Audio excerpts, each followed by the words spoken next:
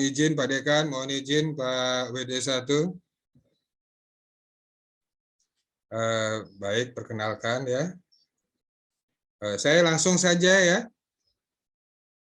Kita bahas tentang peluang dan tantangan profesi akuntan. Oke. Berapa sih kebutuhan akuntan sekarang? Jadi kalau CPA, ya, CPA itu sekarang ada yang akuntan publik ya. Akuntan publik itu sekitar ada sekitar 14 ribuan. Maaf, salah. Profesional akuntan itu sekitar ada 16 ribuan, tapi kebutuhannya tahu nggak ada berapa? Ternyata kebutuhannya lebih dari 450 ribu akuntan profesional yang dibutuhkan. Jadi peluangnya sangat besar, ya, sangat besar sekali. Kebutuhannya itu sangat besar sekali sehingga adik-adik mestinya juga satu misalkan ingin mendapatkan lowongan kerja juga terbuka sangat besar ya. Tapi ada satu catatan. Apakah kemudian cukup dengan sarjana saja? Ya, kan tentu saja tidak ya. Tentu ada kompetensi ya yang harus dimiliki oleh alumni sarjana akuntansi ya. Nah, sebelum ke sana apa yang harus dimiliki oleh kompetensi apa yang harus dimiliki atau skill apa yang harus dimiliki oleh alumni akuntansi oleh sarjana akuntansi di masa sekarang dan masa yang akan datang ya. Jadi sebelum ke sana saya ingin adik-adik semuanya melihat ini loh petanya, bahwa petanya ternyata kebutuhannya 400 ribu lebih akuntan. Sementara supply-nya sekarang yang ada itu cuma 16 ribu. Artinya masih ada ratusan ribu lagi peluang yang harus adik-adik semua manfaatkan. Yang harus adik-adik semua ambil peluang tersebut. Ya. Baik. Saya bagi dulu. Sebentar. Saya bagi dulu kompetensi apa saja atau dulu namanya kompartemen ya. Dulu namanya kompartemen, dulu namanya saya bagi dulu ada akuntan yang bagaimana ya, kompetensi apa saja ya. Jadi saya kalau dilihat dulu ada namanya Ikatan Akuntan Indonesia. Ikatan Akuntan Indonesia itu kemudian ada kompartemennya. Ada kompartemen akuntan pendidik, ada kompartemen akuntan publik, ada kompartemen akuntan manajemen, ya, itu dulu ya.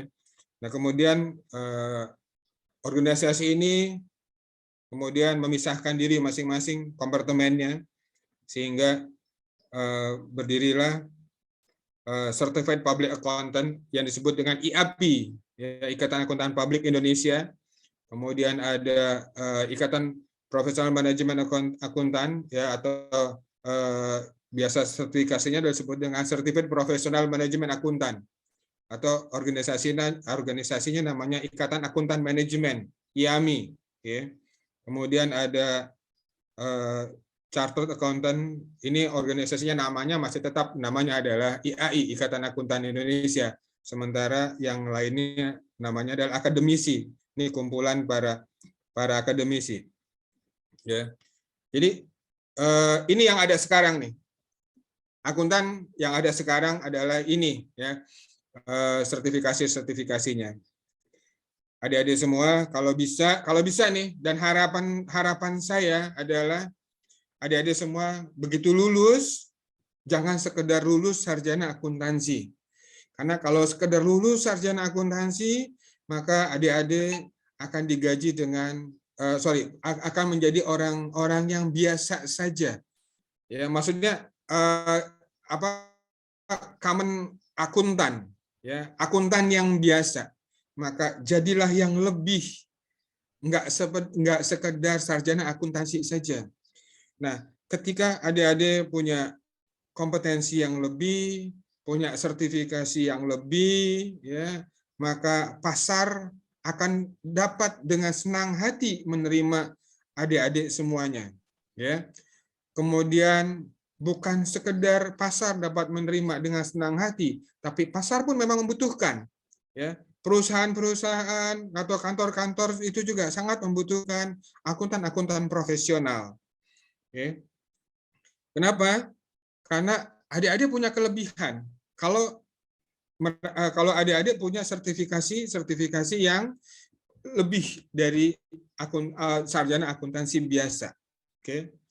Jadi saya di sini ingin menjelaskan apa sih yang mesti adik-adik lakukan setelah lulus, ya, sekarang dan setelah lulus.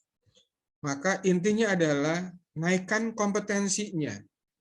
Jangan seperti sarjana akuntansi yang biasa-biasa saja. Kalau adik-adik jadi sarjana akuntansi biasa-biasa saja, maka dampaknya adalah gajinya juga biasa-biasa saja. Ya. Kalau gajinya kalau profesi sarjana akuntansinya biasa-biasa saja, maka akan dengan mudah dapat digantikan ketika adik-adik tidak ada atau adik-adik tidak hadir. Itu akan dapat dengan mudah digantikan oleh orang lain. Ya. Adik-adik akan dapat dengan mudah dihilangkan atau bukan dihilangkan, maksudnya akan mudah disaingi oleh sarjana akuntansi lainnya yang lebih kompeten. Itu intinya. Ya. Tetapi ketika adik-adik memiliki kompetensi lebih, maka pasar bukan hanya dengan senang hati menerima, tapi pasar juga akan menghargai adik-adik dengan harga yang lebih daripada biasanya. Oke, itu intinya. Ya. Nah, ada beberapa pilihan karena adik-adik semuanya sarjana akuntansi, ya, dan kebetulan sekarang konsentrasinya pajak, maka kita lihat nanti posisi konsentrasi pajak itu ada di mana. Oke ya, gitu ya. Baik, kita lihat satu-satu.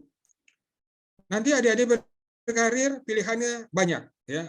Bukan sekedar jadi tukang catat seperti kata Pak Dekan, ya. Bukan sekedar tukang menghitung seperti kata Pak Dekan tadi. Kalau cuma menghitung saja, maka itu masalah sudah terselesaikan oleh siapa? Oleh kalkulator, oleh software, oleh laptop, oleh para pembuat software. Itu sudah selesai. Artinya apa?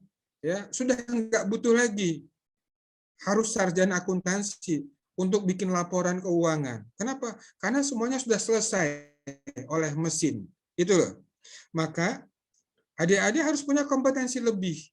Ya. Nah, kompetensi lebih inilah yang kemudian dihargai lebih oleh para pemberi jasa, oleh para perusahaan. Itu intinya. Baik, kita lihat satu-satu, ya. Apa sih yang dimaksud dengan IAP? Ya.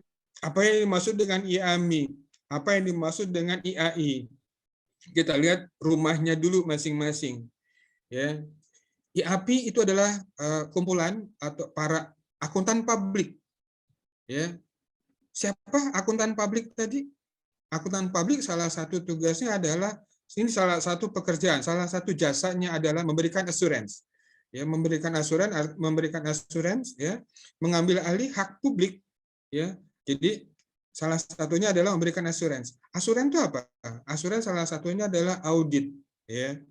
Oleh karena itu nanti adik-adik bisa lihat bahwa ada kantor akuntan publik, mereka bekerja di kantor akuntan publik, ya. Ini bisa secara mandiri atau bergabung kepada ke para akuntan publik lainnya, membuat satu kantor, gitu loh. Ya. Nah, kemudian ada orang-orang ini sebutnya Certified Public Accountant, CPA, ya. Mereka yang punya gelar CPA, sertifikat orang-orang yang tersertifikasi sebagai akuntan publik. Nah, kemudian ada lagi ada lagi IAMI, Ikatan Akuntan Manajemen Indonesia. Nah, kalau yang tadi akuntan publik, ya. Kalau yang sekarang adalah akuntan manajemen. Akuntan manajemen itu apa? Akuntan manajemen adalah orang yang bekerja sebagai eksekutif baik di perusahaan, di negara, ya, di pemerintahan maupun di swasta. Mereka disebutnya akuntan manajemen. Ya, karir mereka itu mulai dari ajun, akuntan junior, sampai terakhir kepada controller atau direktur keuangan. Wah, ini keren kan? Yang tadi juga nggak kalah keren, sama aja, sama-sama kerennya. Ya. Nah, mereka ini bekerja di perusahaan. Mereka bekerja di perusahaan-perusahaan, ya. Tugasnya adalah tadi menjamin bahwa tujuan perusahaan tercapai menggunakan sumber daya perusahaan secara efektif dan efisien untuk mencapai tujuan perusahaannya. Oke, itu tugasnya akuntan manajemen. Ya. Nah, orang-orang ini tersertifikasi. Kalau adik-adik tersertifikasi oleh IAMI, maka adik-adik akan punya gelar CPMA. Kalau yang tadi, kalau adik-adik punya tersertifikasi oleh Ikatan Akuntan Publik Indonesia (IAPI), maka adik-adik di belakang namanya akan mendapatkan gelar tambahan CPA. Oke, gitu ya. Nah, kemudian ada lagi Chartered Accountant. Chartered Accountant ini adalah akuntan, ya, yang kualifikasinya adalah mereka ini akuntan-akuntan profesional, ya. Mereka paham benar apa yang dimaksud dengan bagaimana pekerjaan akuntan profesional. Mereka punya standarnya secara internasional, ya. Mereka bekerja di mana? Para CA ini bekerja di mana-mana, sama seperti dari CPMA juga. CPMA, CPA, dan CA ini bekerja bukan cuma CPA bukan cuma bekerja di akuntan publik, tapi mereka juga bisa bekerja di perusahaan-perusahaan. Ya, jadi bukan berarti karena bekerja punya sertifikasi CPA maka harus jadi akuntan publik. Enggak harus. Ya, tidak harus. Anda adik-adik semua kalau sudah punya gelar CPA itu boleh bekerja di perusahaan, boleh bekerja sebagai dosen, ya, boleh juga bekerja secara jadi entrepreneur, boleh buka kantor sendiri itu, ya. Sementara CPMA ini orang-orang biasa, akuntan-akuntan yang biasa bekerja di perusahaan-perusahaan, ya. Hanya saja bedanya kalau CPMA dia tidak bisa mengeluarkan opini, sementara CPA boleh mengeluarkan opini atas pekerjaannya sebagai auditor atau assurance. Ya, kemudian CA, ya, mereka berada dalam organisasi IAI, Ikatan Akuntan Indonesia, ya, sama ini bekerjanya juga boleh di mana saja, tetapi mereka punya kompetensi masing-masing. Ya, mereka punya sertifikasi masing-masing. Nah, kemudian CPMA, CPA, CA, ya, itu boleh intinya mereka boleh bekerja di mana saja. Mereka juga boleh jadi dosen, gitu, adik-adik semuanya, ya. Nah, yang jadi dosen inilah yang disebut dengan dulu namanya Kompartemen Akuntan Pendidik, ya. Dulu namanya Kompartemen Akuntan Pendidik, jadi kita singkat saja menjadi para akademisi atau peneliti, ya. Lebih cenderungnya sih mereka ini adalah orang-orang yang bekerja di perguruan tinggi, ya, sebagai dosen. Nah, pertanyaannya adalah adik-adik mau kemana?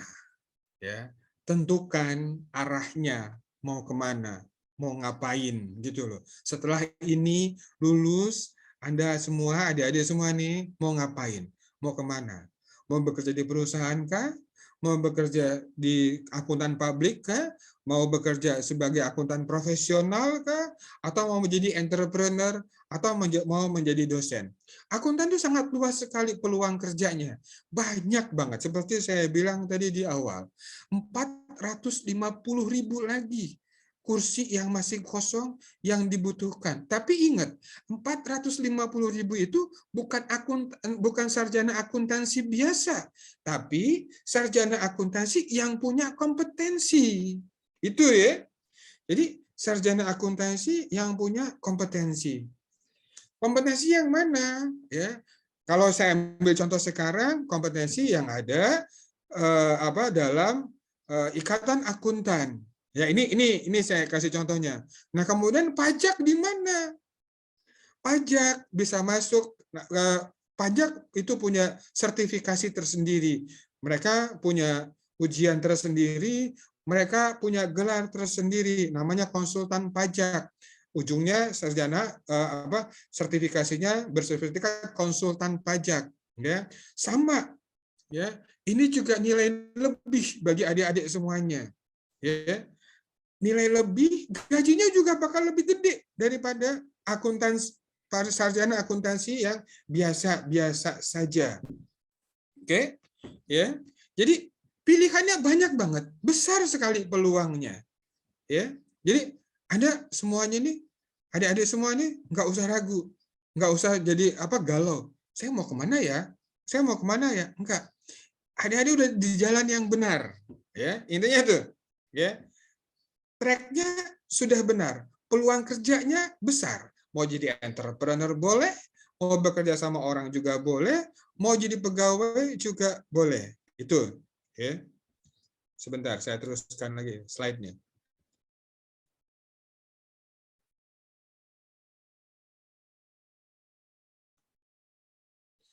Baik, ini ya contohnya. Nah, kemudian, lalu bagaimana sertifikasi tadi adik-adik bisa dapatkan? Itu intinya. Bagaimana adik-adik bisa mendapatkan sertifikasi tadi? Adik-adik bisa datengin webnya Ikatan Akuntan Manajemen Indonesia. Adik-adik bisa datengin webnya Ikatan Akuntan Publik Indonesia. Adik-adik bisa masukin webnya Ikatan Akuntan Indonesia. Itu silakan di Google, itu banyak banget ya. Maksudnya linknya dengan mudah dapat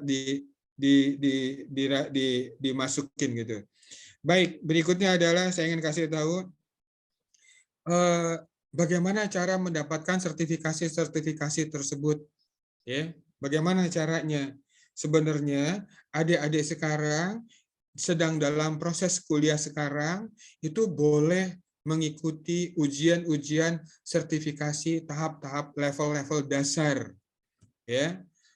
Sampai kemudian ketika adik-adik lulus, ya, itu kemudian adik-adik bisa mendapatkan sertifikasi CA. Ini saya ambil contoh sertifikasi CA. Adik-adik semua, ya. Jadi gini, ini adalah kalau di Chartered Accountant itu dibagi 3 levelnya, baik CA, CPMA dan CPMA, ya, itu levelnya semuanya dibagi 3. Kita lihat yang untuk CA duluan, ya. Nah, ketika adik-adik ingin menjadi akuntan profesional, ya, maka yang adik-adik akan diikut ujian sertifikasinya. Jadi untuk mendapatkan sertifikasi tadi, maka orang tersebut harus diuji kompetensinya. Itu intinya, ya. Jadi makanya ketika kuliah sekarang nih, ikuti kuliah dengan baik, ya, mata kuliahnya dengan baik, dikerjakan dengan baik tugasnya, ujian dipersiapkan dengan baik, gitu. Nah, pada level dasar, ya, adik-adik semua, ya, adik-adik kalau mau ikut ujian, maka yang akan diuji adalah akuntansi keuangan, kemudian asuran dan sistem informasi. Asuran ini audit, kemudian ada akuntansi manajemen dan biaya, kemudian ada manajemen keuangan, bisnis dan ekonomi, kemudian hukum bisnis dan perpajakan. Nah, ada perpajakan di sini kan?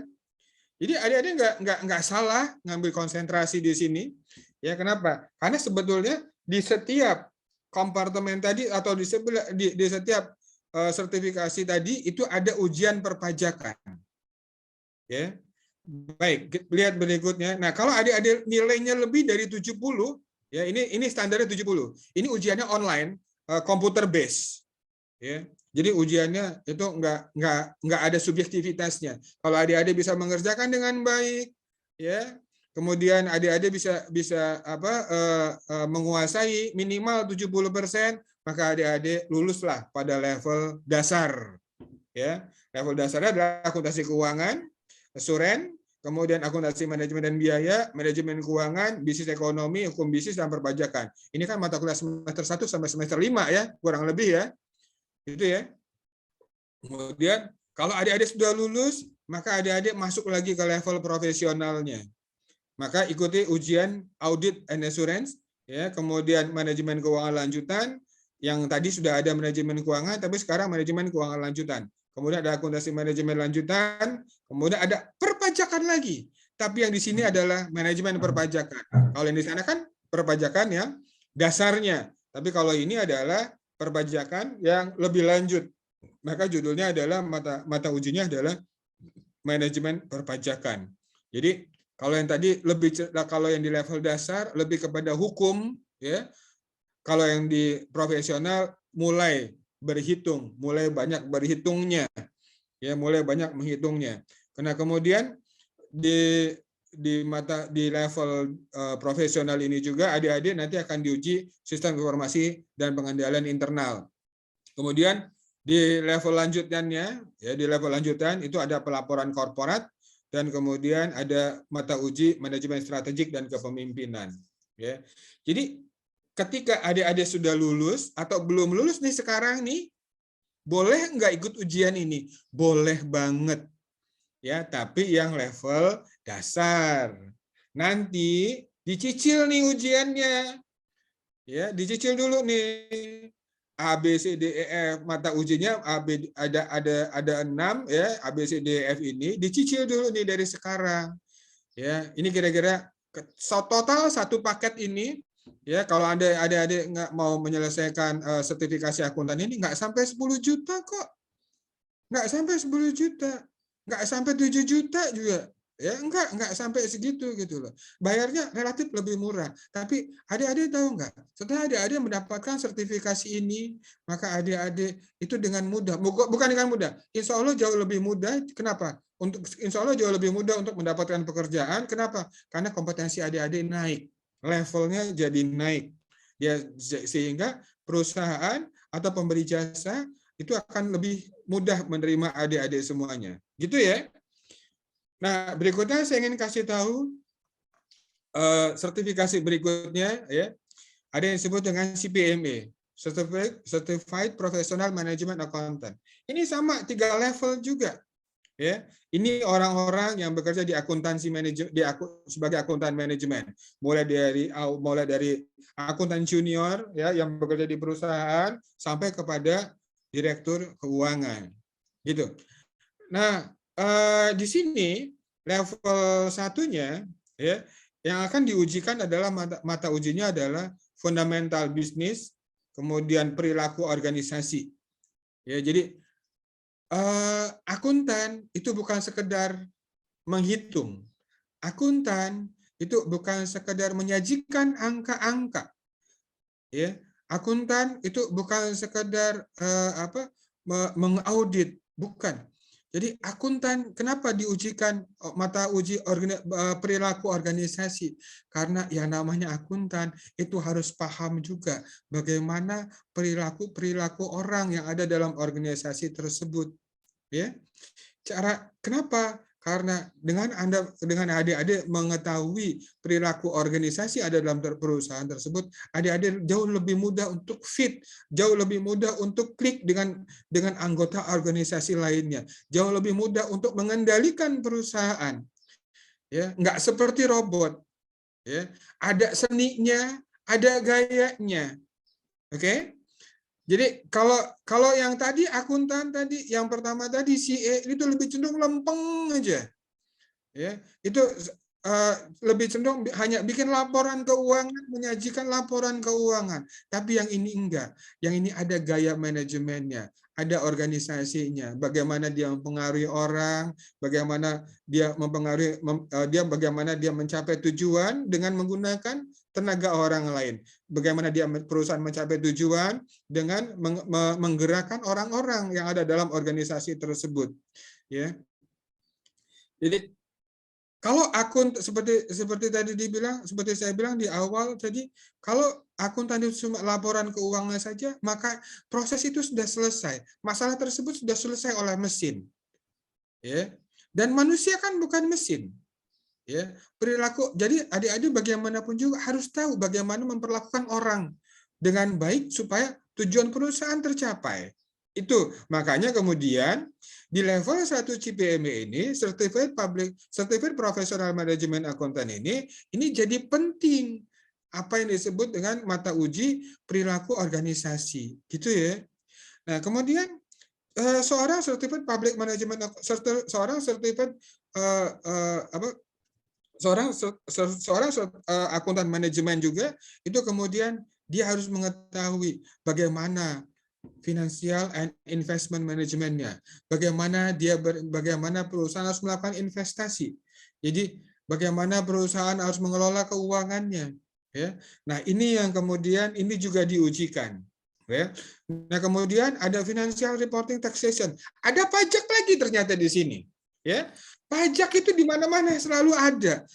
Ya, pajak itu di mana-mana di setiap organisasi akuntansi itu selalu diperlukan. Makanya tadi sudah ada perpajakan dua level, ya, di level 1 dan level 2. Kemudian di ikatan di certified di CPME, Certified Professional Management Accountant ini juga sama, ada perpajakan juga, ya. Judul mata ujiannya Financial and Reporting Taxation. Ujiannya sama. Jadi bukan berarti kemudian adik-adik belajar perpajakan untuk CA, kemudian CPME, materinya beda, materinya sama, barangnya itu juga.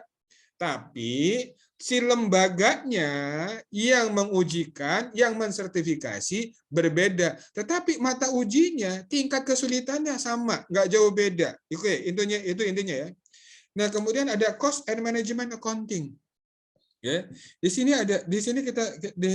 adik-adik juga nanti akan diuji cost and akuntansi manajemen dan biayanya, ya. Nah, inilah di level 1, ya. Nah, kapan adik-adik boleh ujian level 1? Sekarang boleh. Maksudnya selagi masih sekolah boleh dicicil. Adik-adik boleh ngambil level 1-nya, gitu loh. Itu ya. Nah, kemudian di level 2 juga sama, adik-adik boleh ngambil sekarang kalau level 1-nya sudah lulus, ya. Nah, berikutnya di level 2 nanti adik-adik akan diujikan, mata ujinya adalah Manajemen Information System, ya. Ini yang level B yang lebih tinggi lagi. Kemudian Professional Ethics Corporate, ya, ada etika profesi. Ya. Sebetulnya etika profesi itu sebetulnya itu ada di CA juga, ya. Hanya saja mata ujian tersebut dititipkan, ya. Nanti kita lihat. Nah, kemudian di level 2 ini ada professional ethic, ada etika profesi, ada yang diujikan, kemudian ada corporate governance, ya. Kemudian ada tata kelola. Nah, kemudian ada internal control, audit and risk management, ya. Ada apa? Manajemen risiko, ada audit, ada internal control. Nah, kemudian terakhir yang di level 2 ini adalah Advanced Management Accounting. Nah, 2 level inilah yang kemudian adik-adik ini menjadi modal, ya, untuk masuk ke level berikutnya, yaitu Strategic Management and Integrated Reporting level. Nah, ini, ya. Jadi yang namanya akuntan tuh jadi luas banget, ya. Ya, laporannya terintegrasi, ya. Kemudian bukan cuma memikirkan laporan yang sekarang, tapi juga dia bisa memprediksi di masa yang akan datang. Nah, bedanya dengan laporan dari pihak apa? Kalau yang dari CA tadi, laporannya hanya mengandalkan laporan keuangan saja. Basisnya adalah lebih cenderung kepada angka. Sementara hitung-hitungan. Sementara yang si PME ini basisnya adalah pada perilaku, pada gaya, ya. Tetapi mereka adalah para akuntan. Jadi mereka juga harus tahu bagaimana menyajikan laporan keuangannya, bagaimana mengauditnya, bagaimana internal kontrolnya. Jadi para CPME ini, ya, yang seperti saya bilang tadi, karir tertinggi seorang CPME adalah direktur keuangan. Oke, gitu ya. Nah, itu. Nah, kemudian silabusnya CPA. Ya, silabus CPA, ya. Di silabus CPA ini yang tadi sudah, ya. Ada CA, kemudian CPME, kemudian CPA. Ya. Nah, kemudian di CPA ini ada apa? Nah, di CPA yang diuji mata ujinya adalah pengantar auditing and assurance. Ini level 1. Ini sebenarnya ada 3 level ya. Ini level 1. Level 1-nya adalah yang akan diujikan adalah pengantar auditing and assurance. Audit dan assurance ya. Ini hanya bagian pengantar saja. Insya Allah ini nggak susah. Moga-moga nggak susah. Kemudian akuntansi dan pelaporan keuangan. Sama seperti tadi kan? Yang di CA juga ada akuntansi dan pelaporan keuangan. Nah, kemudian di sini juga akan diujikan pengantar ekonomi makro dan mikro. Tapi levelnya level yang nggak tinggi. Hanya pengantarnya saja. Adik-adik nggak usah belajar yang tinggi-tinggi banget. Itu semua ada di semester 1-2. Oke? Kemudian yang diujikan berikutnya pengantar manajemen, perpajakan, dan hukum bisnis. Ketemu lagi perpajakan lagi. Oke? Jadi sebenarnya adik-adik udah punya modal nih, tinggal ujian doang gitu loh. Tapi silakan pilih mau yang mana. Mau CA, mau CPME, mau CPA. Silakan mau yang mana untuk menaikkan kompetensinya. Bayarnya nggak mahal, enggak cuma 100.000 per mata uji. Murah kan? Insya Allah murah, moga-moga ya, moga-moga adik-adik sanggup gitu loh. Ya, saya doakan. Kemudian adik-adik juga akan diujikan akuntansi biaya, manajemen keuangan, dan sistem informasi. Ini di level 1. Ya, ini level 1-nya. Kalau sudah lulus level 1, maka adik-adik boleh ngambil level 2-nya, yang profesionalnya. Ya, ini juga sama, adik-adik boleh ngambilnya sekarang-sekarang, nggak ada masalah, silahkan. Ya, mata uji yang diujikan adalah audit and assurance etika profesi. Ya, ini biasa disebut dengan AEP. Ya, AEP kalau adik-adik nanti bisa lihat itu lebih cenderung kepada opini. Ya, bagaimana membuat opini yang diuji, itu yang diujikan. Kemudian akuntansi dan pelaporan keuangan lanjutan. Kemudian ada mata uji akuntansi manajemen, sama kan? Ada akuntansi manajemen, ada manajemen keuangan dan teknologi informasi, kemudian ada strategi bisnis dan perpajakan lanjutan lagi. Jadi ada lagi pajak lagi. Jadi adik-adik memang nggak salah, di sini ada perpajakan lagi. Kemudian ada manajemen resiko, tata kelola, dan pengendalian internal. Itu ya. Nah, kalau adik-adik sudah lulus di bagian 1 sama bagian level 1 dan level 2 ini, maka adik-adik akan mendapatkan gelar ACPA. Biasa kelihatan ACPA. Jadi Associate CPA ya. Associate CPA. Nah, Associate CPA ini lumayan lah, berharga ketika adik-adik lulus ya. Ini insya Allah akan dihargai. Ya, adik-adik akan dengan moga-moga ya akan dengan mudah masuk ke perusahaan-perusahaan atau masuk ke kantor-kantor akuntan publik, itu insya Allah lebih mudah untuk diterimanya. Kenapa? Karena adik-adik sudah punya gelar tersertifikasi, yaitu apa? ACPA ya, Associate Certified Public Accountant.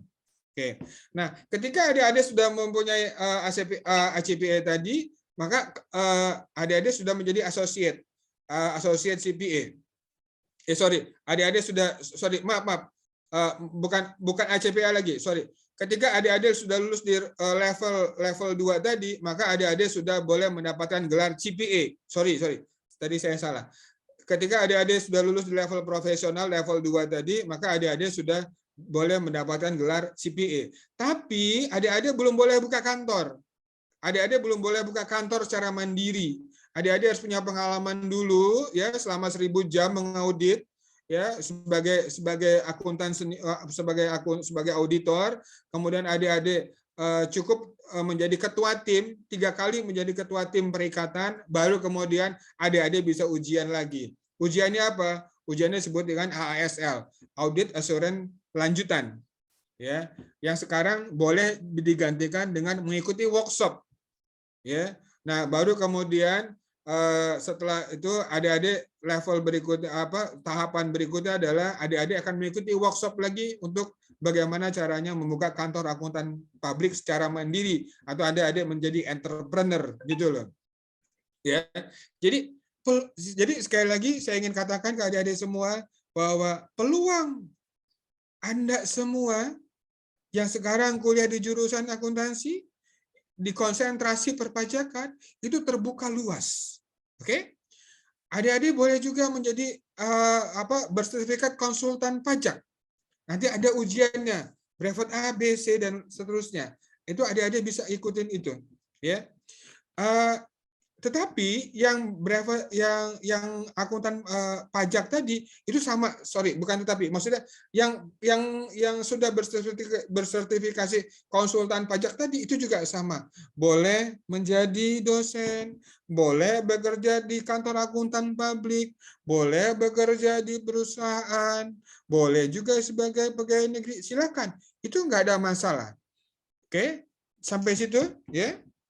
Berikutnya saya ingin sampaikan berikutnya. Nah sekarang kalau adik-adik, saya nggak mau jadi bekerja di perusahaan, tapi saya juga capek kayaknya kalau kerja di kantor akuntan publik. Kenapa? Karena kalau kerja di kantor akuntan publik, kalau bekerja sebagai auditor, waktu tidurnya nggak jelas, pulangnya nggak tahu kapan, ya. Baru Anda ditugaskan dari Jakarta, suruh terbang ke Kalimantan, meriksa, baru sampai Kalimantan, kemudian sudah telepon lagi, selesai Kalimantan, ke kota lain berikutnya lagi. Ya, bisa jadi Anda kelelahan, nggak ketemu anak, nggak ketemu suami, nggak ketemu istri. Itu resikonya. Yang itu kita ngomong resiko ya. Itu resiko yang kalau Anda bekerja di kantor akuntan publik, ya sebagai auditor. Tapi memang itulah pekerjaannya. Ya, kalau akuntan junior begitu. Ya, ketika di bulan-bulan Oktober ya sampai Mei kira-kira bulan segitu, maka pekerjaan Anda akan numpuk sekali. Anda bisa jadi pulangnya malam atau bahkan kadang nggak pulang. Ya, kenapa? Karena pekerjaan Anda deadline. Ya. Kemudian Anda sudah seperti itu, kemudian saya kalau kayak gitu nggak mau deh, saya pengen jadi dosen aja. Boleh nggak? Boleh banget. Ya, boleh banget. Kenapa kok pengen jadi dosen? Dosen waktunya lebih terjaga. Bisa jadi seperti itu. Masih bisa ketemu anak, masih bisa ketemu istri, masih bisa ketemu suami. Oh, silakan saja. Oke, gitu. Ya. Cuma ada cumanya, gitu loh. Ada cumanya. Bagaimana akuntan yang berkarir sebagai dosen? Bagaimana syaratnya akuntan yang berkarir sebagai syarat akuntan yang berkarir sebagai dosen harus seperti apa gitu loh. Kan itu yang mesti dipahami. Oke, kita lihat sekarang kalau akuntan jadi dosen, jadi gimana dong gitu loh. Syaratnya apa? Ya. Oke. Ini akuntan kalau mau jadi dosen kelihatan ya semuanya. Akuntan sebagai akademisi, sebagai dosen. Oke, nah kalau adik-adik mau jadi dosen, maka nggak cukup CPA saja, nggak cukup CA saja, nggak cukup CMA saja, nggak cukup bersertifikat konsultan pajak saja, ya, nggak cukup menjadi akuntan profesional saja, ya. Kenapa? Karena syaratnya dosen adalah minimal S2. Maka adik-adik harus sekolah lagi ngambil S2 akuntansi. Oke? Ya. Adik-adik boleh ngambil S2 akuntansi atau adik-adik kalau saya mau konsentrasi pajak deh, adik-adik juga boleh ngambil S2-nya adalah perpajakan, ya. Gitu. Silakan ya untuk memperdalam itu gitu loh. Atau taruhlah adik-adik ngambil S2 akuntansi. Oke. Nah, kenapa? Karena syarat dosen adalah minimal S2, ya, pendidikannya. Ya. Nah, kenapa? Karena negara Indonesia ini mengatur ya, kalau mau jadi dosen, maka pendidikannya harus setara dengan KKNI level 8. Nah, kalau yang S1 dan D4 tadi nanti adik-adik lulus nih, kompetensinya level 6. Ya, kualifikasinya itulah kualifikasi level 6. Tapi ketika Anda adik-adik ini ngambil CA, ngambil CPMA, ngambil punya sertifikasi CPA, ya, maka Anda adik-adik semua ini kompetensinya, kualifikasinya adalah level 7. Gitu loh. Ya. Jadi S1 plus. Gitu loh, ya. Sudah menjadi profesi S1 plus gitu loh. Jalur ini adik-adik boleh juga nggak ikut ujian lagi, nggak apa-apa. Gimana caranya? Ada beberapa perguruan tinggi yang sudah punya pendidikan profesi akuntan. Nanti ada beberapa mata kuliah, mata uji yang tadi itu di waiver. Ya, jadi nggak usah ikut ujian lagi semua mata kuliahnya. Cukup ikut ujian. Kalau CPA maka ikut kalau mengambil CPA maka adik-adik cukup ujian AAP, Audit Assurance dan Audit Assurance dan Etika Profesi. Nah, ujiannya itu ya, itu yang nggak di waive. Sementara mata uji lainnya itu bisa di waive. Jadi artinya adik-adik cukup ngambil mata kuliah itu saja, kemudian nggak usah ikut ujian lagi. Tetapi PPAK yang seperti apa? PPAK yang sudah terakreditasi atau terafiliasi oleh Ikatan Akuntan Publik. Oke, gitu ya. Jadi itu yang kemudian tidak semua mata kuliah diujikan. Kenapa? Karena adik-adik sudah ngambil mata kuliah tersebut di pendidikan profesi akuntan. Nah, jadi silakan nanti adik-adik pilih deh. Mau ngambil jalur langsung ujian juga boleh, ya. Kemudian mau ngambil jalur PPAK, pendidikan profesi akuntan juga boleh. Kemudian nanti ada mata uji AEP dan ASL-nya yang akan diujikan. Silahkan, gitu loh. Ya, tentu saja kalau yang ngambil PPAK, Anda mesti bayar SPP lagi kalau kayak begitu. Ya, silakan itu lihat lagi. Kalau mau kayak begitu ya lumayan mahal ya. Tapi kalau masih muda, kayak adik-adik sekarang nih, coba aja ujian dulu. Nggak ada salahnya. Jadi begitu nanti lulus, adik-adik ikut ujian AEP-nya. Maka adik-adik sudah dapat S1 plus alias profesi level 7. Gitu loh. Oke, kenapa sih profesi ini? Adik-adik ingat nggak? Tahu nggak? Jadi gini, kalau adik-adik akuntansi adalah profesi. Ya nggak? Itu sama seperti dokter. Ya, dokter itu adalah S1 plus. Ya, bukan sekedar sarjana.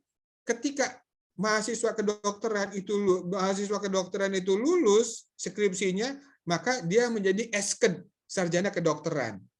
Untuk mendapatkan profesinya, maka mahasiswa kedokteran harus koas selama 2 tahun.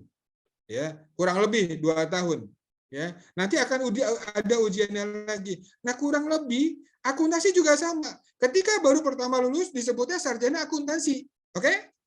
Nah, kemudian ada ujian lagi kalau ingin mendapatkan profesi yang level 7 tadi kualifikasinya. Ya, yang level 7 tadi kualifikasinya. Nah, baru adik-adik mendapatkan CA, CPA atau CPMA. Nah, itu level 7. Oke, gitu ya. Nah, kalau di dokter, S.Ked itu level 6. Ketika profesi, maka ketika akan mendapatkan gelar dokter profesinya, maka seorang calon dokter tadi harus ikut koas duluan. Ya, selama kurang lebih 2 tahun. Baru kemudian jadilah dia dokter. Gitu loh. Paham ya? Nah, akuntansi juga kurang lebih sama. Ya, Anda kan cuma lulus nanti SAK doang. Ya enggak? Sarjana akuntansi doang, nomenklaturnya kan begitu. Kapan mendapatkan profesinya? Ketika Anda adik-adik lulus ujian yang tadi saya katakan tadi, CA, CPA, CPA dan atau CPMA. Gitu ya. Nah, itu di level 7-nya. Sekarang boleh enggak? Jadi sudah boleh belum? Yang level 7 tadi, kualifikasi level 7 tadi jadi dosen. Oh, saya mau jadi dosen nih. Udah bisa belum? Belum bisa. Gitu loh. Oh, saya nggak mau dong, capek kalau kerja di kantor akuntan publik, ngaudit sana sini, badan nggak kuat lagi, terbang sana sini, nggak ketemu anak, nggak ketemu istri, gitu. Lagi nggak pengen jalan-jalan, resikonya besar, ninggalin keluarga. Oke, kalau gitu mau jadi apa? Mau jadi dosen? Boleh, boleh nggak langsung jadi dosen? Tidak boleh. Kenapa? Karena dosen menghendaki KKN ini adalah mensyaratkan level 8. Gitu ya. Nah, level 8 itu minimal. Maka seorang sarjana akuntansi tadi harus kuliah lagi, ngambil S2. Baru kemudian Anda diperbolehkan jadi dosen. Gitu. Ya. Tapi sekali lagi begini. Ya. Cukup enggak jadi dosen S2 doang? Cukup enggak? Ya enggak cukup. cukup, baru memenuhi saja, belum sampai kepada melampaui. Ya, kalau ada cuma sekolah S2 doang, maka kasihan perguruan tingginya. Kenapa? Karena nanti hanya sebatas memenuhi saja. Sementara yang dikehendaki oleh negara ini, yang dikehendaki oleh perguruan tinggi ini adalah sampai melampaui. Beda kalau yang tadi, kalau S2 saja itu memenuhi. Tapi kalau sudah S3, maka itu disebutnya melampaui. Beda ya antara memenuhi dengan melampaui, gitu loh. Ya. Nah, jadi dosen, seperti saya bilang tadi, saya mau jadi adik-adik semua, saya nggak mau jadi akuntan publik, saya mau jadi dosen. Oke, boleh. Tapi syaratnya adalah harus S2. Kan begitu? S2 doang boleh nggak? Untuk sementara sekarang boleh. Tapi nanti adik-adik harus naik lagi levelnya. Kalau cuma S2 doang, kasihan nanti perguruan tingginya. Nanti akreditasinya cuma C doang, atau dulu ya C doang, atau baik doang. Kalau sekarang akreditasi perguruan tinggi kan unggul, baik sekali, dan baik. Ya, maka gimana caranya? Minimal baik sekali, maka atau unggul bahkan, ya akreditasi A.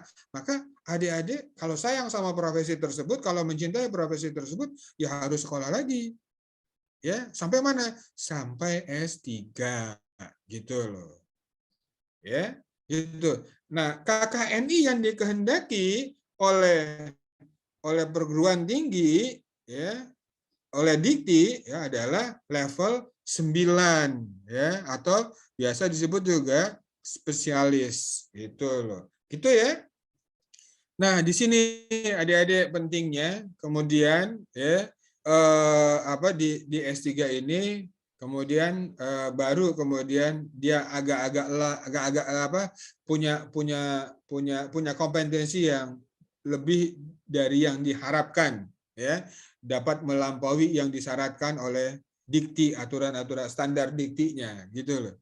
Nah, yang sebelah kiri adalah pendidikan, ya, yang sebelah kanan adalah karir atau jabatan, ya, gitu. Nah, kalau yang level 6, ya, itu lebih cenderung sampai kepada manajerial saja, ya. Yang sementara yang D3 itu biasanya disebutnya teknisi. Ada D3 akuntansi, ada D3 pajak, ya enggak? Atau ada D4. D4 ini lebih cenderung kepada teknisinya. Ya, tapi levelnya level 6, sama juga. Kan sekarang sudah ada D3 perpajakan. Sekarang sudah ada D4 perpajakan, ya. Kemudian ada D4 akuntansi sektor publik, ya. Kemudian ada akuntansi syariah. Yang untuk akuntansi, ya, di nomenklatur dikti sekarang adalah D4 adalah ada D4 akuntansi perpajakan, D4 akuntansi sektor publik, dan D4 akuntansi syariah. Ya, itu yang terbuka untuk D4-nya. Gitu. Nah, kemudian ini yang disebut dengan teknisi. Kalau adik-adik sampai kepada S2 berarti disebutnya dengan ahli, ya. Mikirnya sudah pekerjaannya mestinya bukan urusan teknis lagi. Ya, ada setengahnya teknis, setengahnya adalah manajerial, ya. Nah, baru kemudian pada level S3 mikirnya lebih pekerjaannya lebih kepada strategisnya, ya, lebih kepada konsep strateginya, manajerialnya, sementara skillnya, teknisnya, urusan teknisnya itu jauh lebih sedikit, ya. Kenapa? Karena orang-orang kayak saya biasanya kalau sudah doktor, sudah S3 kan usianya jauh lebih tua, ya, daripada adik-adik, gitu loh. Bukannya nggak bisa mengaudit tapi matanya udah nggak kuat lagi, ya, matanya udah harus double kalau adik-adik semua matanya masih kuat begadang sampai jam 2 pagi. Lah orang-orang kayak saya udah usia udah 50 udah nggak kuat lagi begadang sampai pagi. Jam 9, jam 10 juga matanya udah merem melek. Ya, makanya akhirnya kalau sudah usia segitu, maka ngurusinnya bukan ngurusin yang teknis lagi, tapi ngurusin yang lebih strategis, lebih manajerial lagi, ya. Oleh karena itu biasanya para anak-anak muda ini mereka kebanyakan bekerja di kantor akuntan publik, ya, yang butuh tenaga atau energi yang besar, ya. Adik-adik lebih cepat berhitung daripada saya, walaupun saya dulu pandai berhitung, tapi sekarang kalau disuruh balapan ngitung sama adik-adik, saya pasti kalah, ya. Kalaupun disuruh berlari juga pasti kalah, disuruh begadang-begadang juga pasti kalah. Kenapa? Karena sudah lama tidak ngurusin teknis lagi. Oke, gitu ya. Nah, kemudian berikutnya yang ingin saya sampaikan adalah tadi sudah ya, sertifikasi yang adik-adik moga-moga suatu saat adik-adik miliki deh. Ya, nggak dalam waktu lama, pokoknya maksudnya dalam waktu singkat inilah. Ya, supaya adik-adik punya nilai tambah, adik-adik punya nilai jual yang lebih tinggi lagi. Oke, berikutnya yang saya sampaikan adalah jadi akuntan itu adalah amanah yang besar. Akuntan tuh nggak gampang. Jadi akuntan tuh ada lulus nih punya amanah loh. Besar banget tanggung jawabnya menjadi akuntan tersebut. Kenapa besar? Karena yang Anda begitu Anda melakukan kesalahan, maka dampaknya tuh kepada orang lain.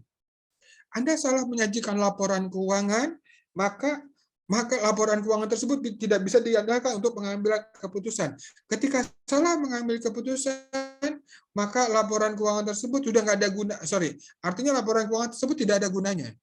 Ya, ketika keputusan didasarkan pada laporan yang atau informasi yang tidak bisa diandalkan, maka kemungkinan besar keputusannya salah. Oke? Nah, oleh karena itu ada etikanya. Ya, itu untuk menjadi akuntan profesional. Nah, kemudian ketika Anda menjadi auditor, ya, salah-salah Anda mengaudit, Anda salah memberikan opini. Kasihan nasib perusahaan orang.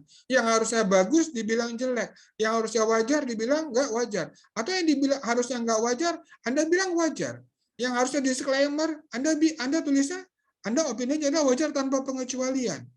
Betapa banyak seperti itu para akuntan publik yang melakukan kesalahan baik secara sengaja maupun tidak sengaja, yang dampaknya adalah kepada masyarakat. Ya. Demikian juga ketika Anda bekerja sebagai akuntan manajemen. Ya, ketika Anda tidak punya etik, ketika itu punya tanggung jawab amanah yang besar ya atas profesi tersebut, ya. Maka akuntan demikian juga sebagai dosen, ya, harus punya kualifikasi yang bagus. Maka sebagai akuntan, adik-adik mesti punya etika. Satu apa? Etika dasarnya, integritas. Yang kedua, objektivitas. Yang ketiga, Anda harus punya kompetensi dan professional judgment. Ya. Kemudian Anda harus menjaga kerahasiaan. Yang terakhir, Anda harus menjaga perilaku yang profesional. Oke, kita lihat satu-satu. Apa sih dimaksud integritas? Integritas lurus, nggak neko-neko, ikutin aturan lempeng aja. Itu namanya berintegritas.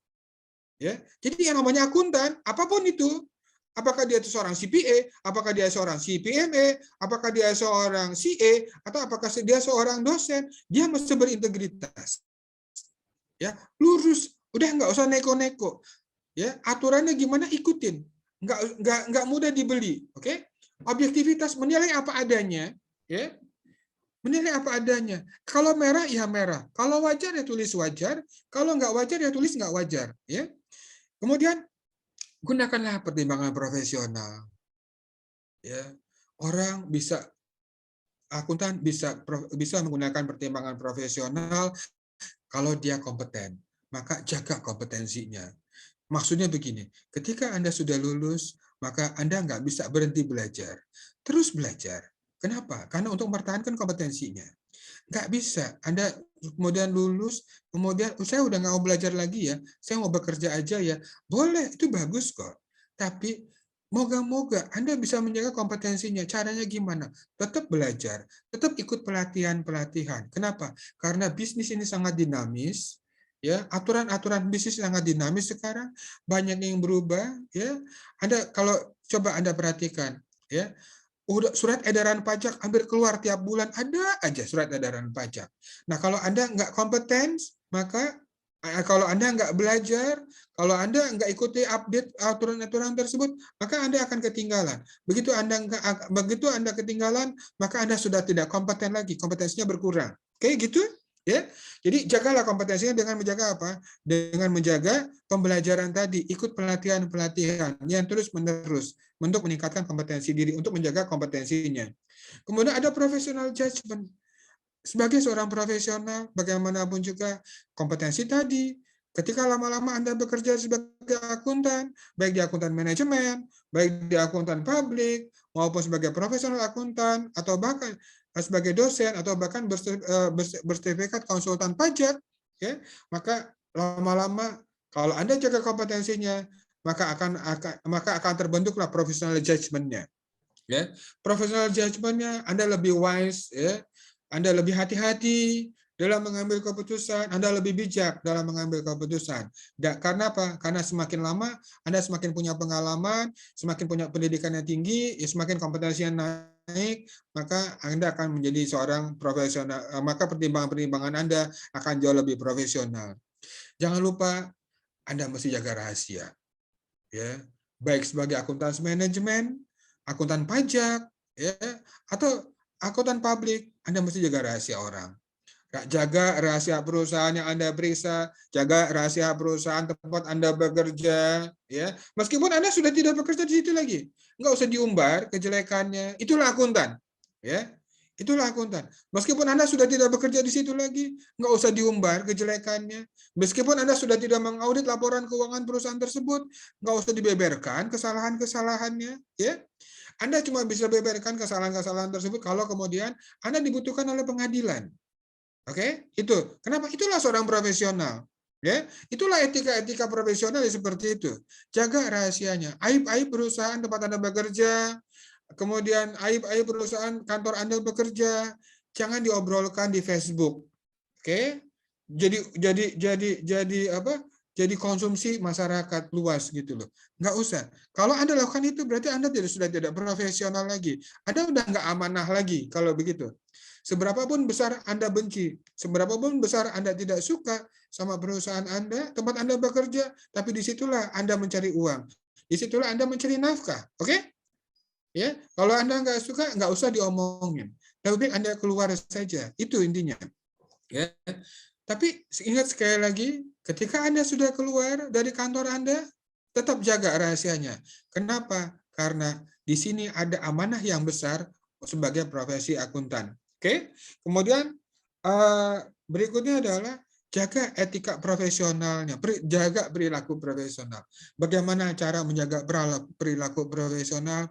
Sekarang banyak akuntan publik, kemarin kasus Garuda, ya, yang harusnya rugi jadi untung, oke? Yang kemudian baru-baru ini juga ada, ya, money laundry dan lain-lain sebagainya. Nah, jaga etika-etika tersebut, ya. Apalagi Anda di Muhammadiyah, ada etika Muhammadiyah yang setiap itu ada mata kuliah lokal, ya, kalau nggak salah Muhammadiyah itu ada kemuhammadiyahan kalau nggak salah, ya, ada mata kuliah kemuhammadiyahan itu kalau nggak salah beda, ya, ada nilai-nilai Muhammadiyah yang Anda mesti bawa, ya, yang Anda ikut serta dalam pribadi Anda mestinya. Oh ya, saya orang Muhammadiyah, ingat itu. Ya, ada etika profesional, ya, bahwa saya orang Muhammadiyah. Bagaimanapun juga alumni Muhammadiyah, jagalah perilaku profesionalnya. Itu, ya. Nah, kemudian itu amanah menjadi akuntan. Saya ingin katakan adalah amanah menjadi akuntan adalah amanah yang cukup besar, ya, dan itu punya tanggung jawab yang besar. Nah, berikutnya, ketika Anda datang ke perusahaan, ketika Anda diterima, ketika Anda ingin bekerja, atau ketika adik-adik ingin menjadi akuntan yang profesional, ya, maka skill apa sih yang harus dimiliki? Ya, ini skill apa yang harus dimiliki? Yang pertama adalah skill, ya, kelihatan ya yang di web, ya, PowerPoint yang saya bagikan. Yang pertama adalah work ethic. Anda punya etika kerja yang benar. Anda punya sikap, Anda punya nilai-nilai. Muhammadiyah itu sangat mengandalkan nilai-nilai Muhammadiyahnya. Makanya baik di S1, S2, S3 itu Muhammadiyah itu kental banget. Ya, itu kental banget etika-etika Muhammadiyah, nilai-nilai Muhammadiyah. Saya tahu persis ya. Kenapa? Karena dulu mahasiswa saya menjadi promotor dari mahasiswa program doktor pentolannya Muhammadiyah ya. Kemudian ada skill yang berikut adalah dedikasi. Setia ya. Anda mesti punya self motivation ya. Ini yang harus dimiliki. Nah, kemudian penuhi target deadline tadi. Namanya juga sudah pekerjaan, namanya juga sudah resiko profesi, ya. Ketika Anda bekerja, mau nggak mau penuhi deadline-nya. Seketat apapun deadline, udah resiko pekerjaan, bagaimanapun juga. Kita nggak bisa tolak, itu udah resikonya. Dokter, ada orang melahirkan, dokter kandungan atau bidan, atau bahkan dukun beranak sekalipun, ya, ketika ada orang melahirkan jam 2 malam, dia mesti bangun. Dia mesti tolong orang melahirkan. Nggak bisa disebut nanti aja melahirkan jam 8 pagi ya, saya masih pengen bobo, kata bidannya. Nggak bisa. Anda bayangkan, dukun aja, itu saking profesionalnya bangun jam 2 malam. Kenapa? Karena ada orang yang melahirkan. Bisa jadi kagak bobo-bobo sampai paginya. Ya enggak? Matanya merah. Tapi apa? Karena dedikasi lah. Jadi Anda, suatu saat jangan mengeluh ketika Anda bekerja di kantor akuntan publik atau Anda bekerja dimanapun juga, gila kerjaan gua banyak banget, nggak pulang-pulang, ya selimutnya neraca, bantalnya laba rugi gitu ya, kemudian gulingnya, analisis laporan keuangan, Anda publish di Facebook gitu ya, nggak gitu caranya, ya nggak gitu caranya gitu, maksudnya terimalah itu sebagai sebuah profesi ya. Terimalah itu dengan ikhlas, itu karena itu kenapa? Karena itu pekerjaan kita, karena itu profesi kita. Oke?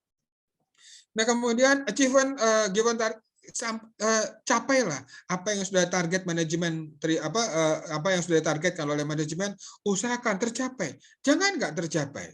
Ya, Anda berikutnya Anda punya intelektual yang harus bagus. Tadi jaga kompetensinya dengan terus-menerus ikuti pelatihan. Kemudian kemampuan untuk decision making harus bagus.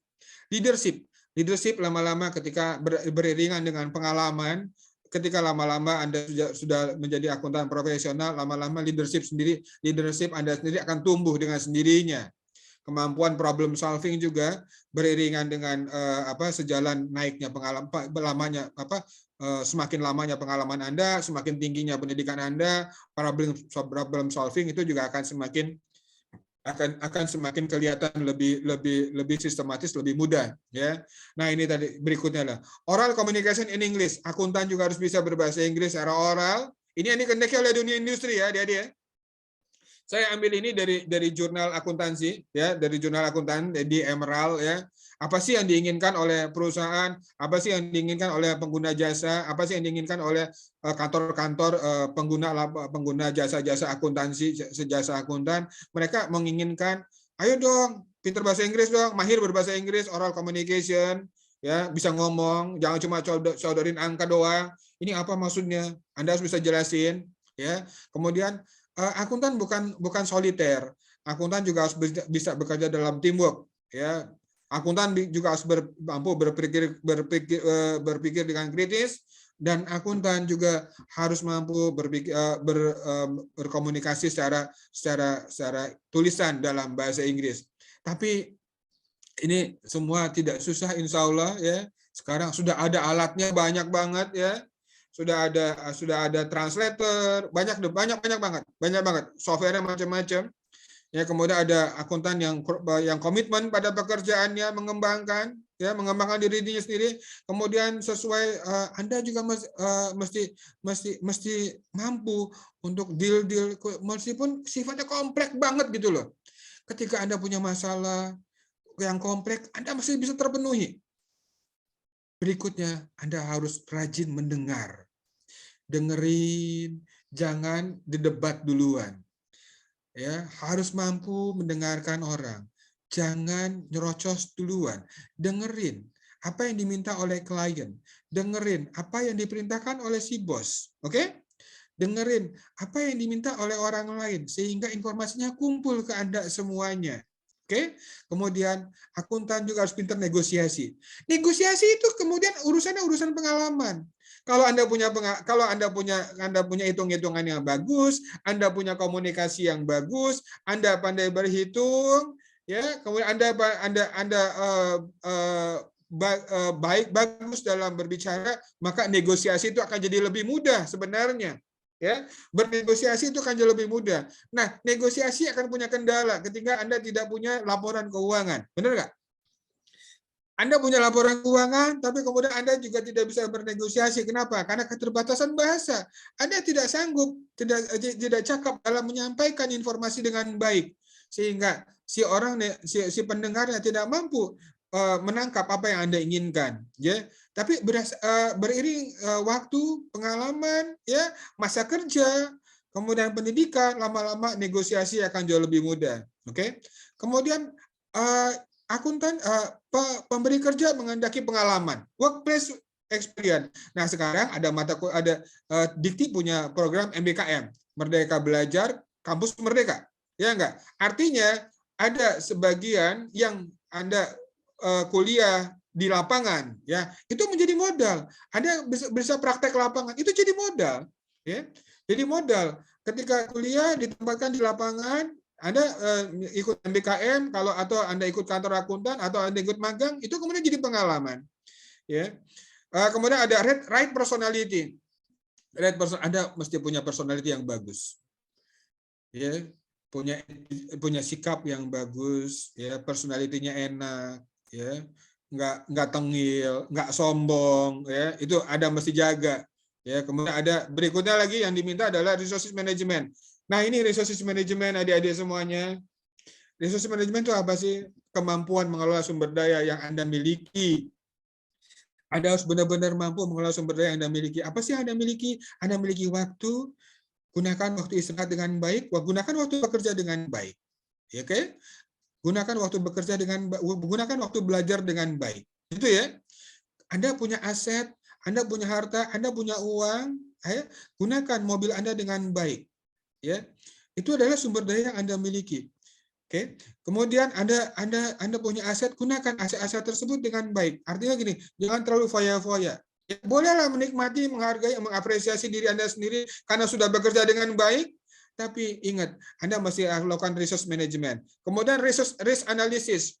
Ya, ada kemampuan menganalisis resiko. Sekali lagi, menganalisis resiko, kalau Anda punya pengalaman, Anda punya kompetensi, Anda punya pendidikan yang tinggi, maka analisis resiko akan jauh lebih mudah. Nah, kemudian berikutnya skill yang dikendaki adalah kompetensi dalam bidang teknologi. Anda nggak bisa enggak. Sekarang semua sudah menggunakan teknologi. Anda sudah harus biasa dengan audit software. Anda sudah harus biasa dengan software penyusun laporan keuangan. Ya, Anda sudah harus biasa dengan menggunakan software audit. Sudah ada semuanya, ya. Nah, kemudian ada customer orientation. Ikuti apa permintaan konsumen. Intinya itu. Konsumen mau A, Anda sediakan A. Konsumen mau B, Anda sediakan B. Ya, awal-awal berkarir palu gada. Apa lu minta, gue ada. Kan gitu. Ya, itu awal-awal berkarir. Kenapa? Tunjukkan loyalitas Anda kepada konsumen. Ya.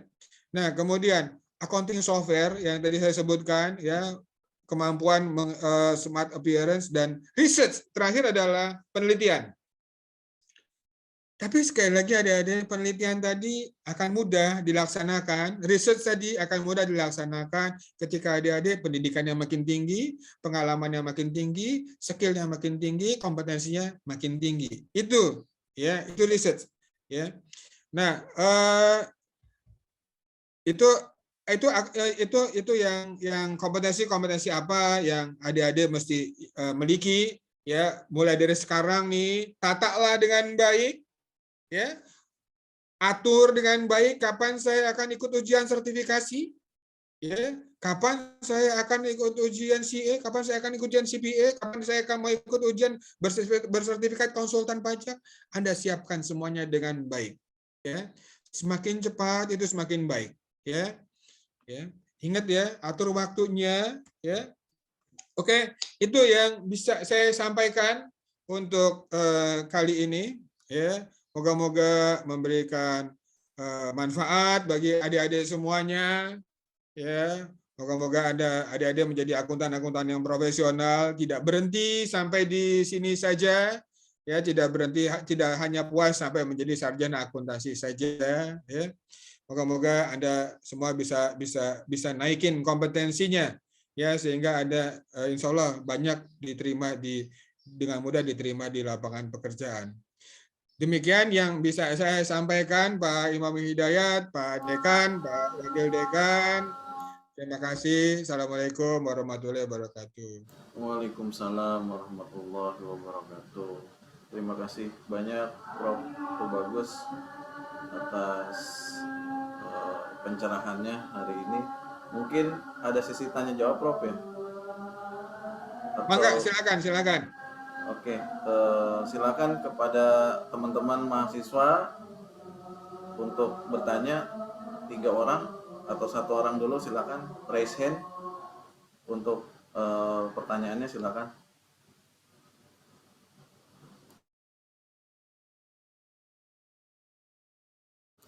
Ya, Muhammad Saputra, silakan. Assalamualaikum warahmatullahi wabarakatuh. Waalaikumsalam. Izin bertanya, Prof. Dalam pendidikan sebuah pemerintahan itu kan membutuhkan pendidikan yang tinggi ya, Prof. Nah, kalau misalkan dalam akuntansi sendiri dalam bidang perpajakan dasar pendidikan yang harus ditempuh dalam ranah pemerintahan itu harus bagaimana ya, Prof? Misalnya nih. Kalimat terakhir tidak terdengar.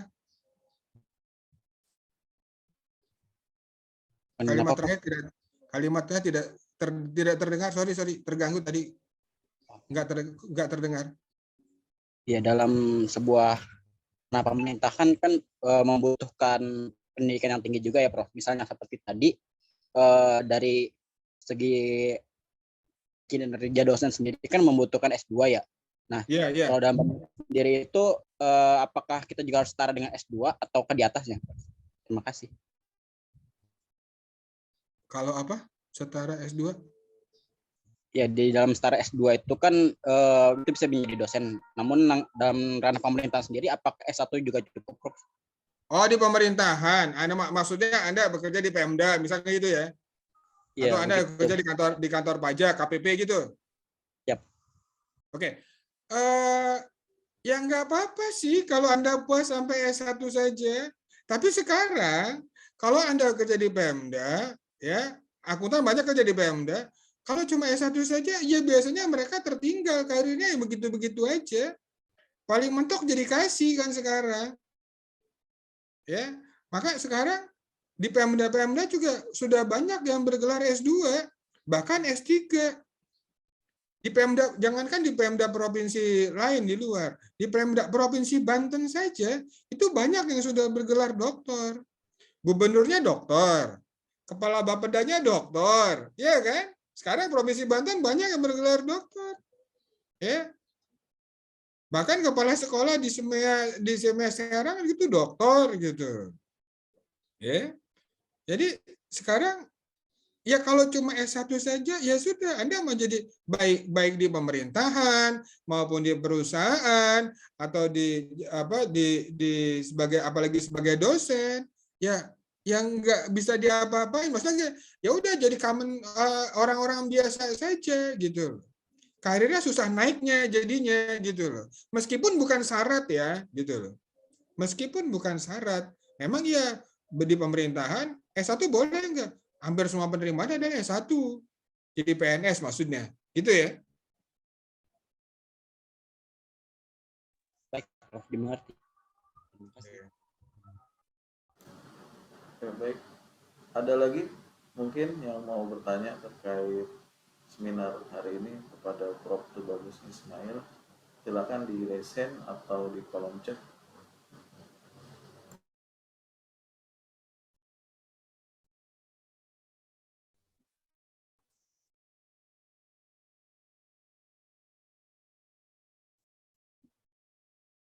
Safira Wulan, silakan Safira.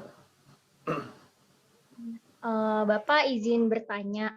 Ya, jadi sebelumnya kan saya mendaftar untuk sertifikat brevet pajak dan pelatihan ISPT, apakah itu termasuk ke dalam sertifikat kompetensi atau tidak ya Pak? Karena itu untuk bentuknya sendiri itu seperti kursus di mana dia mengadakan pelatihan, kemudian setelah itu diadakan ujian, baru kita mendapatkan sertifikat tersebut. Iya, itu bagus kok. Bagus untuk kompetensi mahasiswa, untuk menaikkan kompetensi mahasiswanya. Tentu kan Anda jadi beda sama orang lain ya. Safira jadi beda sama orang lain yang dengan orang yang cuma sarjana akuntansi pajak saja, akuntansi perpajakan saja, dengan yang sudah punya brevet. Ya, itu beda kan? Pengalamannya, penguasaan materinya mesti beda. Kenapa? Karena ada ujiannya kan, untuk mendapatkan brevet A, brevet B, brevet C, ya kan gitu. Perusahaan juga akan menghargainya beda, ya, beda, nggak akan sama kalau begitu. Ya itu bagus, baik, ya. Ya kalau bisa sih diteruskan. Anda ikut ujian brevet yang nasionalnya, ya, sehingga Anda nanti lulus. Anda bisa mendapatkan gelar BKP gitu loh. Gitu ya. Baik Pak, terima kasih ya Pak. Terima kasih.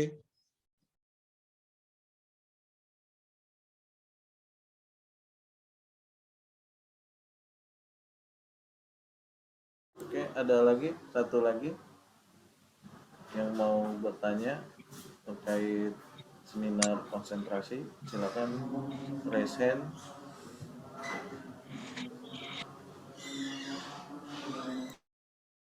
Ada atau enggak? Saya ingin sampaikan gini. Saya ingin sampaikan gini. Konsultan yang untuk profesi kita yang paling mahal akuntan ya, itu akuntan pajak loh. Bayarannya jauh lebih mahal daripada akuntan publik. Ya. Itu bayarannya lebih mahal daripada akuntan publik. Ya, Anda silakan cek di statistiknya, ya, itu bayarannya lebih mahal. Tapi dengan catatan Anda harus benar-benar kompeten. Kenapa? Karena dia akan melayani konsumennya mulai dari nyusun laporan pajaknya sampai ke pengadilan pajaknya. Itu beda. Itu kalau orang mereka bilang cuan banget ya. Kalau anak-anak sekarang itu cuan banget gitu loh. Ya, Anda akan jadi mahir banget ya di daerah di wilayah itu. Kenapa? Anda akan dapatkan cuan gede kalau kemudian sampai kasusnya Anda bisa selesaikan dengan baik di pengadilan. Ya. Itu gede banget bayarannya. Ya. Jadi dibanding akuntan publik, kalau Anda sudah mahir di bidang itu, di bidang pajak, maka Anda punya kemampuan yang Anda punya peluang yang besar banget untuk mendapatkan cuan, gitu. Cukup dengan mengandalkan otak Anda saja, kemahiran Anda saja. Ya, gitu ya.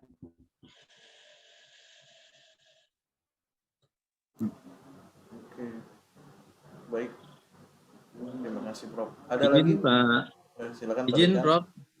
Mangga, Pak Dekan. Ya, ini sharing aja, Prof. Jadi tren akuntansi saat ini banyak sekali perubahan yang menurut saya sih ini sangat fundamental.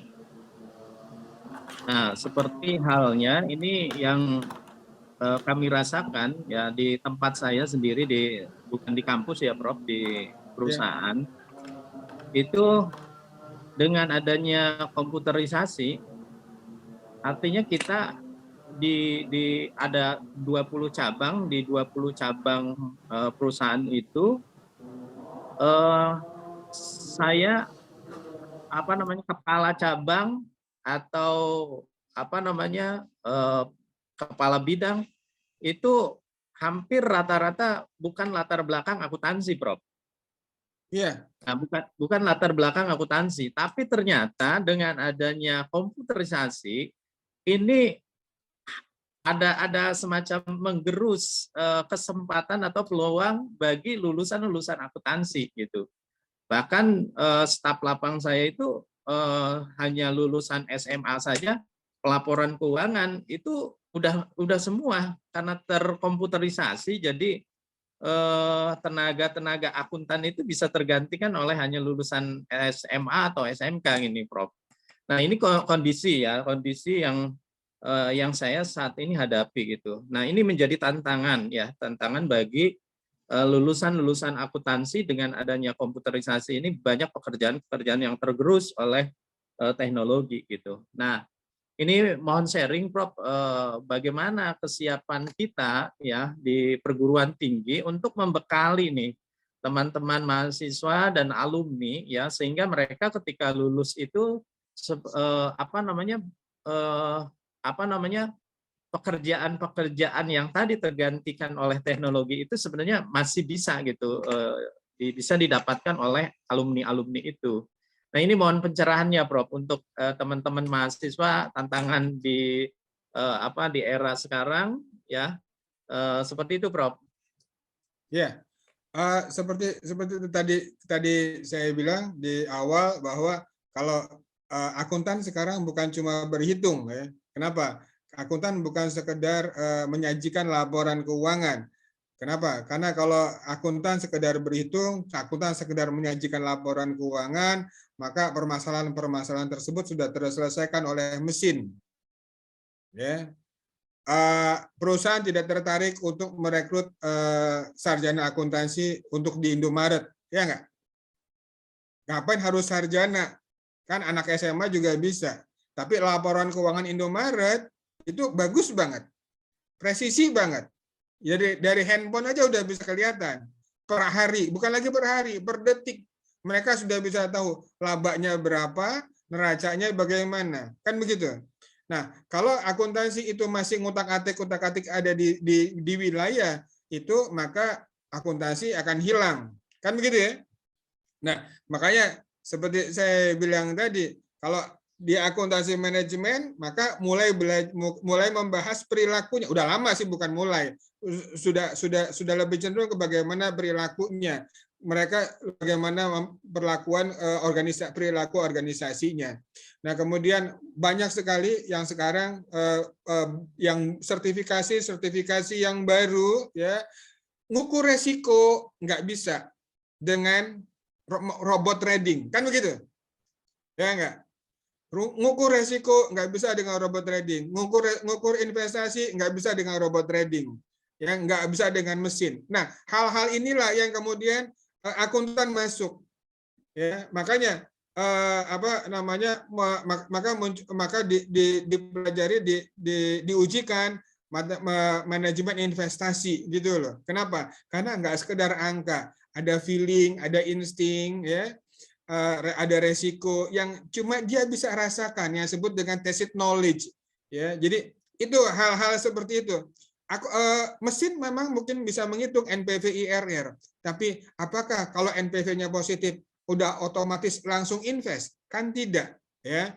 Nah, hal-hal seperti ini yang kemudian mesti dilatih feelingnya, mesti dilatih instingnya ya di awal-awal. Apakah iya kalau NPV-nya negatif langsung ditolak? Kan enggak juga, ya. Ada hal-hal seperti itu yang ada insting yang nggak apa-apa deh sekarang break even point, tapi saya melihat bakal ada prospek ke depan gitu loh. Itu hanya muncul kalau punya insting, ya.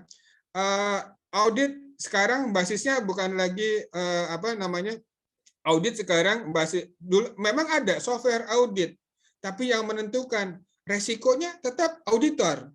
Auditor tadi ada professional judgment-nya, ya. Nah, ini yang nggak bisa diselesaikan oleh mesin, ya. Nggak bisa diselesaikan oleh mesin, nggak bisa diselesaikan oleh software, ya. Hal-hal seperti inilah yang kemudian kita masuk ke sana, mahasiswa masuk akuntansi yang mulai dilatih. Ini loh resikonya. Resiko kan nggak bisa diukur oleh mesin, bagaimanapun juga, ya.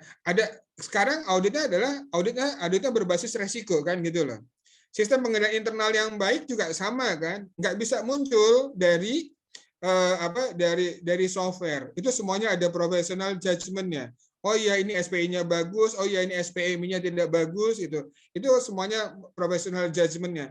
Nah, professional judgment ini tidak akan muncul bagaimanapun juga kalau kemudian mahasiswa juga tidak dilatih bagaimana menghitungnya, Gitu loh, bagaimana bikin laporan keuangannya secara teknisnya.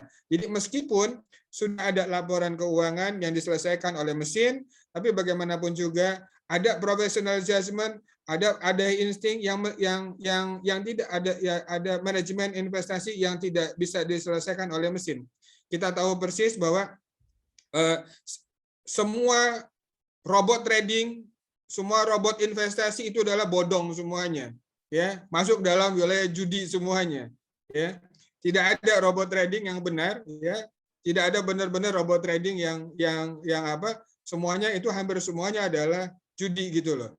Nah, yang harus dimunculkan adalah tadi instingnya, kemudian nalurinya, professional judgment-nya. Tapi insting, professional judgment itu hanya akan muncul kalau kemudian kompetensinya naik, kan gitu ya. Nah, oleh karena itu penting bagi mahasiswa-mahasiswa kita, ya, baik di perguruan tinggi saya maupun di perguruan tinggi di UMT dimanapun juga, ya, untuk tetap harus bisa menghitung dengan baik. IRR-nya, NPV-nya, basic konsepnya itu tetap dibutuhkan. Karena itulah yang nanti akan memunculkan professional judgment yang bisa mengukur resiko dan lain-lainnya. Jadi, tapi sekali lagi jangan cuma berhenti di situ ya, cuma bikin laporan keuangan ya. Kenapa? Karena kalau cuma laporan keuangan itu semuanya sudah selesai sama handphone. Ya. Adik-adik semua sekarang udah gampang melihatnya, para CEO detik ini dia tahu untung berapa, rugi berapa. Ya, per detik ya sekarang itu. Laporan keuangannya mau kayak gimana, neracanya gimana udah kelihatan. Ya, tapi permasalahannya adalah tadi ya, bagaimana membaca laporan keuangan tersebut, profesional judgment-nya seperti apa. Oleh karena itu, adik-adik nggak boleh berhenti belajar.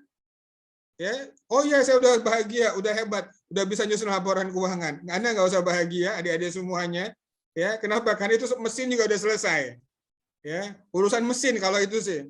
Ya, maka adik-adik harus belajar lagi. Ya, bagaimanapun juga tingkatkan kompetensinya. Makanya saya bilang tadi, ambil BKP-nya, ya, ambil CPA-nya, ya, ambil CA-nya. Ya, kalau enggak, Anda kalah sama mesin. Gitu loh. Kalau enggak, Anda kalah sama mesin. Sekarang, meskipun ada aturan sekarang, laporan keuangan sekarang itu harus wajib ditandatangani oleh seorang akuntan bersertifikat. Ya, boleh sama CA, boleh sama CPA. Gitu loh. Anda tahu enggak? CPA, saya lihat ya, Anda tahu enggak? Ada CPA itu sekarang dikit banget. Enggak sampai 2.000. Cuma ada 1.400 sekian. Dan tiap hari saya dapat email, turut berduka cita.